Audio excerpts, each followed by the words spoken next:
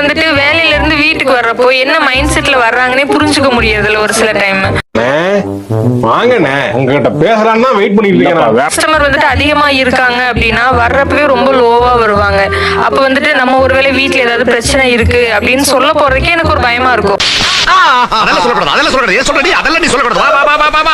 சம்பாதிக்கலங்கிற ஒரு இது இருக்கும், அவங்க பேச்சுல வந்து ஒரு நக்கல் இருக்கும், நையாண்டி இருக்கும். என்னம்மா நடிக்கிறம்மா நீ? இப்ப உள்ள பிள்ளைங்களுக்கு எல்லாம் அதிக சோம்பேறித்தனம் தான் சார் இருக்கு. முன்னாடி ஆரம்பத்துல அதெல்லாம் கோவம் வருது, இரிட்டேட் ஆகும். இப்பெல்லாம் அவங்க வளர்க்கறத பார்த்தாலே எங்களுக்கே பயமா இருக்கு. வீட்டுல இருக்கிறவங்களும் முதல்ல ஃபர்ஸ்ட் சோம்பேறி சொல்லாதீங்க தயவு செய்து.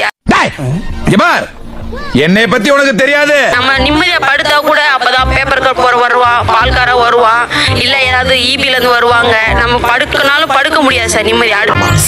அதான் பிரச்சனையே. என்ன பிரச்சனை?